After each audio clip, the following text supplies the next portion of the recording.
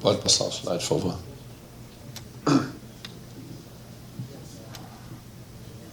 Bom, esse talvez seja o assunto que a maioria quer ouvir, né? Que é o futebol. Rapidamente, o que foi feito?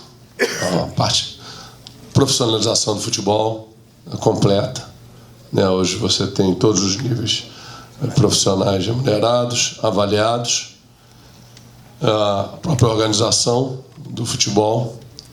Quando eu cheguei lá no futebol 2013, situação caótica, tanto o CT, não sei onde é que está o presidente Jorge Alau, mas estava uma vergonha, presidente. Os jogadores, cada um fazia o que queria, vestia do jeito que queria, e a gente colocou organização, disciplina e padrão de comportamento. Quer jogar no Flamengo, tem que ser dessa maneira. Se não quiser jogar, pode ir embora, como fizemos com vários jogadores que não tinham interesse, estavam ali, basicamente funcionário público, estabilidade de emprego, só que no Flamengo não serve. Então, implementamos disciplina, padrão de comportamento. Os contratos, né, Valim, que dizem isso hoje também, né? Os contratos exigem... Os contratos hoje feitos pelo Flamengo exigem, tem cláusulas de comportamento, né? Os jogadores não podem fazer o que eles querem, tem compromisso com os patrocinadores, não pode tirar a camisa, quando for dar entrevista tem que estar com camisa. Quer dizer, tudo tem que ser feito, está nos contratos. Se não fizer, a gente tem direito a puni-los. A questão da área de conhecimento, que foi criada em 2013, apesar do presidente dizer que foi criada agora em 2014, mas desde 2013 a gente contratou um profissional, o Rafael, que tinha trabalhado no Grêmio, tinha trabalhado na Seleção Brasileira, para montar a área de conhecimento. E desde lá ela vem crescendo. E isso significa identificar jogadores, avaliar jogadores para contratar, avaliar jogadores da base, né? O próprio desempenho dos jogadores do Flamengo, tanto os profissionais quanto os da base. Hoje você tem um banco de dados, jogadores do clube, profissional e base, e jogadores de fora do clube que poderão vir a ser contratados, bastante extenso. Presidente Jorge Alau, desculpe se eu vou falar isso, melhorou um pouco, muito pouco do que poderia ter melhorado, mas as condições que a gente encontrou em 2013, onde aquela casa inicial lá, se você se lembra da casa que tinha no terreno, estava assim quase caindo, né? A situação dos gramados, né? O nosso treinador Dorival reclamava de assim, o outro também, dizendo que o gramado era ruim, e era ruim. A gente conseguiu fazer o mínimo de investimento possível, e agora falta muito ainda para fazer. Mas as condições melhoraram e a gente, enfim, conseguiu investir, mas investir pouco, mas andou. E o certificado de clube formador, que era uma demanda, para quem não sabe, quem tem esse certificado fica protegido de vir a algum clube e tomar um jogador da base. O Flamengo conseguiu esse certificado, que é fundamental para que a gente possa desenvolver a base com calma e que a gente proteja nossos melhores valores de assédio de outros clubes. Próximo, por favor. O que a gente imagina do futebol nos próximos 3 anos? Primeiro é o estádio, né? Um sonho do Flamengo. Tivemos aí várias possibilidades na gestão do presidente Márcio Braga. Tivemos um projeto aprovado pelo governo estadual e municipal e depois foi revogado. Então, uma das alternativas, e acho que a gente tem que perseguir todas as alternativas, a gente não tem que ficar parado esperando uma, porque pode não dar certo, então vamos atacar. No dia que uma der certo, a gente segue com essa. Pode ser o estádio na Gávea, cerca de 25 mil torcedores, e ali cabe tudo, se couber 25, cabe 30 também. Agora temos que ver com o governo estadual, municipal, vizinhança, enfim. Temos uma série de argumentos que foram bem recebidos por esses órgãos e foi aprovado o estádio, depois revogado. Se não puder, acho que a gente tem que perseguir a construção do estádio nosso. E eu acho que a gente tem que pedir para a Prefeitura, que forneceu terrenos para Vasco, Botafogo, Fluminense, e não forneceu nada para o Flamengo. Os 5 milhões continuam lá no caixa da Prefeitura. O Flamengo foi o único clube que não recebeu nada. E os 5 milhões seriam para aplicar no CT. Então, acho que temos que irmos juntos ao prefeito, ao governador. Precisamos de um terreno numa zona central, um terreno que tenha acesso e dê acesso e conforto à nossa torcida, para que a gente construa um estádio. Nós estamos convencidos que não é impossível se fazer o estádio, consegue-se montar uma estrutura financeira para financiá-lo. É óbvio que esse estádio tem que ter atividades comerciais para você poder buscar financiamento, mas isso não é um problema. A gente imagina que zona portuária, Leopoldina, tem algum local assim, de fácil acesso que a gente pudesse requisitar para a Prefeitura, para o estádio, ou para o Estado. De novo, ano que vem tem eleição para prefeito. Eu acho que seria muito importante que o prefeito, ou o candidato a prefeito do Rio de Janeiro, quisesse ajudar o Flamengo a ter um lugar para construir seu estádio. E o Flamengo, e a torcida do Flamengo tem que responder a esse candidato, sim ou não, dependendo do que ele ofereceu ao Flamengo. A assunção do Maracanã vai depender muito do consórcio. Se o consórcio não sair do Maracanã, não tem o Maracanã, não adianta. O Maracanã poderia ser usado um dia, se tivesse um jogo 70, 80 mil pessoas, de nós com o nosso estádio 40, 45, talvez. Mas o Maracanã também, como é hoje, mesmo que o consórcio devolva para o Estado, custo de manutenção do Maracanã hoje, 4, 5 milhões por mês, é inviável. Então, para pegar o estádio nessas condições, o Flamengo não é um bom negócio. Enfim, não quer dizer que a gente não possa estudar e fazer uma proposta para o Estado, no caso dele receber de volta o Maracanã. Sem treinamento, presidente Angelão, os 30 milhões há 3 anos atrás, eu lhe diria que era muito difícil a gente conseguir. Eu lhe digo hoje que é muito factível que o Flamengo consiga obter esses recursos e finalmente a gente consiga finalizar. E quem sabe daqui a 2 anos teremos o senhor lá inaugurando formalmente a totalidade das obras, enfim, que o Flamengo tem um CT de primeiro mundo, porque o Flamengo só vai mudar de patamar também se tiver um CT de primeiro mundo.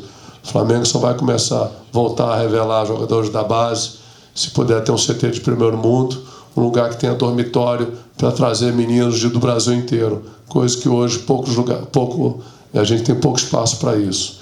Então, vamos fazer uma comitiva, presidente Jorge Elal, Zico, presidente Márcio Braga, grandes meremédios, vamos a Brasília e vamos pedir esse dinheiro para a Caixa Econômica Federal, que é direito do Flamengo ter um CT do jeito que ele precisa.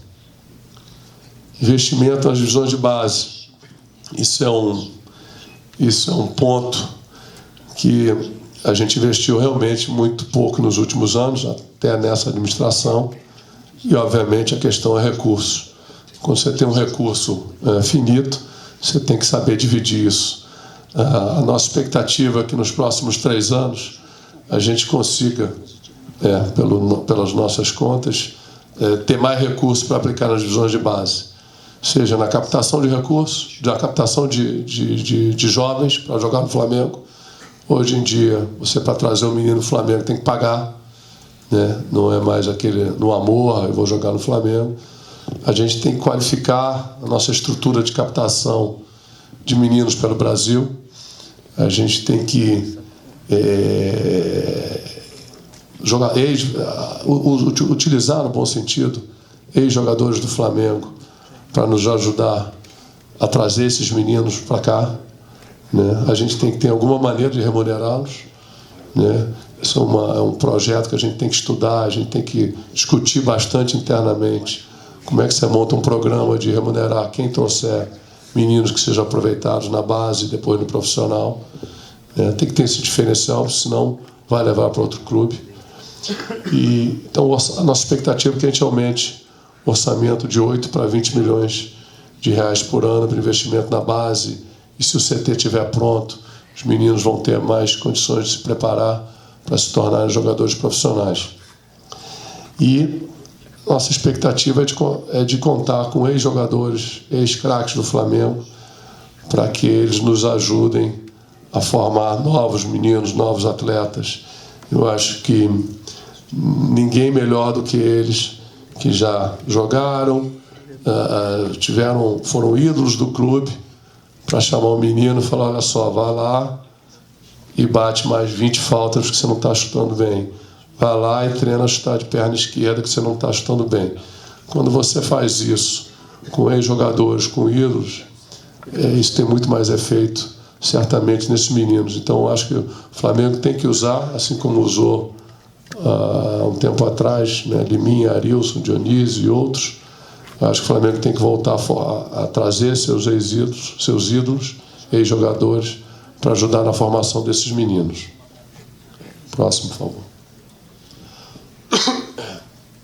O modelo de gestão do futebol profissional, uma questão que é bastante discutida. A gente adotou o comando do futebol por um comitê de futebol. É importante deixar explicado o que significa isso. Não é que vai ter um comitê de futebol para todo dia estar lá no CT. Aliás, eu acho que não é papel do presidente do Flamengo estar todo dia no CT vendo treino, até porque tem gente competente que está lá, deveria estar cuidando de outras coisas mais importantes para o clube. Mas, enfim, o comitê de futebol é para definir a parte estratégica do futebol do Flamengo. Tá certo? Quer dizer, vou ter quais são os rumos, qual é o projeto do futebol para 2016. Vamos sentar com o diretor executivo e vamos definir qual é o projeto, quanto é que vai se gastar, recurso, planejamento. Definiu. Certo? Qualquer outra decisão ou qualquer outra iniciativa que fuja daquilo que foi decidido no início do planejamento do futebol para o ano, que fuja daquilo que foi decidido, que não está mais na alçada, não está na alçada ou na autonomia do diretor de futebol, tem que ser discutido. Por exemplo, comentando com o Tocha, a contratação do Guerreiro importa um volume elevadíssimo de dinheiro, um compromisso grande para trazer um jogador desse. O comitê de futebol tem que sentar, marketing tem que sentar, planejamento tem que sentar, financeiro tem que sentar, e o VP de futebol também tem que sentar. Agora, no dia a dia, não precisa. Não é que a gente vai ter todo mundo, todo dia, lá o diretor executivo liga para cada um: fiz isso, fulano treinou, o outro sentiu a perna, a escalação é essa. Não é isso. Certo? São para questões estratégicas e até para contratações que você vai precisar do marketing, do orçamento, do planejamento, do financeiro. Esse é o objetivo, né? Obviamente, além de montar todo o planejamento do clube. Algum comentário? É isso mesmo. Tá. Acho que o ponto... Desculpa, Valentim, só interferir. Se não deixar essa decisão para uma pessoa só. Eu acho que alguém alguém se apoderar, que seja o vice-presidente de futebol, que seja o presidente do clube, apesar de ter toda a autonomia, eu acho que o investimento, dependendo do tamanho que ele é e por comprometer todo o esforço que foi feito, tem que ser dividido por várias áreas dentro do clube e ser avaliado. Isso que isso funciona em qualquer empresa, funciona em qualquer instituição que tem esses conselhos para dar apoio. Não é para tomar decisão de dia a dia, sem dúvida nenhuma. Para isso aí você tem um diretor de futebol, né? Isso, aí a nossa proposta é que o diretor executivo de futebol fique com as funções de planejamento, de contratações, propor contratações, fazer contratos, né? A parte mais de gestão fora de campo, e que a gente contrate um gerente para dentro de campo. A gente viu nesses anos que a gente teve lá o quão importante é ter um ex-jogador, um ex-líder identificado com o Flamengo, para que em algumas situações que a gente vê que tem acontecido, esteja mais perto do jogador, converse com o jogador, e a nossa ideia é que tenha realmente uma pessoa nesse perfil para estar dando esse apoio mais para dentro do campo. Em relação ao item seguinte, definição do perfil, aí tem 2 pontos. Um é o treinador. A gente não pode, ou a gente não precisa mais, por conta da nossa melhor situação financeira, demitir um treinador e escolher um treinador por quem está sobrando no mercado, tá certo? Já acho que já deu isso. Quer dizer, demitir um treinador, a gente tem que saber primeiro qual o perfil, o que a gente espera dele, metodologia. E eu acho que sim, a gente tem que entrevistar. Né? Já me perguntaram, o Oswaldo Oliveira ficaria com vocês? Eu falei, não sei. A gente tem que sentar com o Oswaldo, ver o que ele imagina do Flamengo, quais são as ideias, metodologia, o que ele pensa. Eu acho que a gente devia sentar com mais um ou 2 técnicos, treinadores também, chegar ali e ver, esse a gente acha que é o perfil ideal. Porque essa história de demitiu, faz uma lista de quem está disponível no mercado e contratar, não dá certo e não precisa mais. Então o Flamengo tem que também ter um treinador que a gente imagine seja da altura do clube. E o perfil também, quer dizer, perfil de jogador, que a gente imagina, por exemplo, Guerreiro, acho que foi uma excelente contratação o Guerreiro. Um cara, né, que a torcida do Flamengo gosta, artilheiro, jogador de peso. Então temos que ver. Tem algum tipo de jogadores aposta, mas não podem ser todas apostas. Eu acho que, de novo, chegamos numa situação que a gente tem que agora qualificar, trazer mais, sei lá, uns 2 jogadores de peso para o ano que vem, para a gente poder voltar a brigar na parte de cima da tabela e, se Deus quiser, com mais, não só a parte de cima, né, mas no primeiro lugar da tabela. E a questão da avaliação, isso já vem sendo feito já há algum tempo, avaliar os profissionais, e profissionais não só os jogadores, mas comissão técnica, treinador, próprio diretor executivo. Tem que ter objetivos, tem que ter meta para todo mundo. Não cumprir o objetivo, não cumprir a meta, como qualquer lugar, a gente tem que substituir. De novo, Flamengo não é lugar para amigos. Flamengo é lugar para profissionais. Não deu certo, vamos substituir o amigo, a gente vai tomar chopp. Agora o Flamengo é mais importante que qualquer um. Esse último eu já falei, investimento em ídolos, jogadores qualificados, isso a gente tem que voltar a fazer, e a gente vai fazer. O próximo, por favor. Esse é um outro ponto muito importante. Não adianta a gente chegar e dizer, olha, eu rompi com a FERJ. E daí? Não vou mais lá, não faço mais nada? Quer dizer, o Flamengo é filiado à FERJ. Não vai às reuniões, que é aprovado, então consentiu, né? Acho que o Flamengo pode não concordar com a FERJ, mas tem que ir lá, mandar alguém, discutir, brigar, reclamar, fazer constar em ata, pedir os documentos, pedir balanço e tentar chegar a um acordo para melhorar o Campeonato Carioca. Esse negócio que você vai jogar Liga Sul-Minas, se a FERJ não deixar, não tem Liga Sul-Minas, vai ficar aqui. Vou jogar com o time de reserva ou time de juniores. Se a FERJ disser que não, você vai botar no máximo 5 juniores, você não vai jogar. Até porque, para você fazer amistoso fora do Rio, você tem que ter autorização da FERJ também. Então, eu acho que a solução de briga é sempre a pior possível, se a gente não conseguir romper com a FERJ. Se houver alguma maneira de romper com a FERJ e a gente se filiar direto à CBF, aí é uma outra história. Mas também demanda conversa com a CBF. Não adianta ficar atacando a CBF sem mais nem menos. No final das contas, o prejudicado vai ser sempre o Flamengo. A gente tem que sempre, primeiro, o Flamengo tem que tomar uma posição de liderança no futebol brasileiro, sempre. E o Flamengo tem que bater na porta da CBF. O Flamengo tem que bater na porta da FERJ. O Flamengo tem que conversar com os outros clubes. Se a gente quer ser um agente de mudança, o Flamengo tem que liberar, agora tem que liderar, agora tem que conversar com todo mundo. Calado, dentro do clube, fechado, indo para o CT treino, não é assim que a gente vai crescer, tá certo? Isso eu já falei, temos que melhorar o Campeonato Carioca. Se não for o Campeonato Carioca melhor, como é que a gente resolve isso? De novo, temos que bater, temos que brigar, temos que trazer os outros clubes, temos que falar com a Globo. A gente tem que, de alguma maneira, achar uma solução. Não é possível que a gente não consiga achar uma solução para o Campeonato Carioca, que eu acho que que vale a pena a gente melhorar, acho que vale a pena a gente jogar. Eu tenho certeza que o Flamengo consegue liderar um processo para mudar o Campeonato Carioca. E até por causa dos 4 meses que o Bap falou, não dá renda.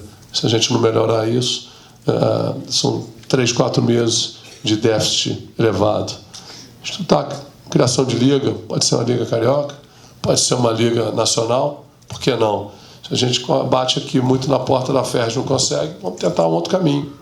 Eu acho que, de novo, o Flamengo tem força, o Flamengo juntando com outros clubes grandes do Brasil, eu acho que é uma alternativa viável. Estreitar relacionamento com os clubes, eu sou a favor de que a gente esteja sempre junto com os outros clubes, conversando, dialogando, porque não interessa só o Flamengo forte. Se a gente só tiver o Flamengo forte, um campeonato fraco, isso aí, questão de receita, a gente pode fazer uma liga que todo mundo ganhe, todo mundo tenha mais receita, os clubes sejam mais fortes e cada vez a gente ganhe mais de recurso que vai reverter para a gente ter um time melhor também. Relações com o governo federal, estadual, municipal, acho que eu já falei isso, né? O Flamengo tem que estar presente, tem que estar mostrando, porque a gente tem ajudado bastante na questão das Olimpíadas, tanto o governo municipal e estadual, né? Então é justo que o Flamengo também peça ajuda dos dois governos, federal, inclusive, federal para pegar um financiamento, estadual, municipal, para a gente ter um terreno, né? Mas por que não isso? Então temos que estar junto, temos que mostrar o que o Flamengo pode fazer e o que o Flamengo pode pedir também, né? De novo, sair da Gávea. A gente já tinha citado isso, mas a gente vai criar uma comissão de rubro-negros notáveis, presidentes, ex-presidentes, vejo aí o presidente Márcio Braga, Jorge Elal, o Hélio Ferraz não tinha visto, Gilberto, Mota, quem mais? Bom, deve ter esquecido alguém, peço desculpa, não sei se o Antônio Augusto veio também. Enfim, a gente tem que montar uma comissão, criar uma comissão de rubro-negros notáveis, né, para participar de ações externas. Então, se eu vou a Brasília, porque vamos uma comitiva de ex-presidentes, se eu vou para o governo estadual, municipal ou alguma empresa, né, é importante o Flamengo estar bem representado. É importante mostrar a história do Flamengo junto. Eu tenho certeza que isso vai ajudar bastante o Flamengo nesse movimento que a gente pretende fazer para fora da Gávea. O Flamengo tem que sair da Gávea, o Flamengo tem que ir para fora da Gávea. E nada melhor do que os ex-presidentes, grandes beneméritos, possam estar junto conosco para a gente poder fazer o Flamengo grande também fora da Gávea. Um comentário, Bárbara, sobre esse assunto?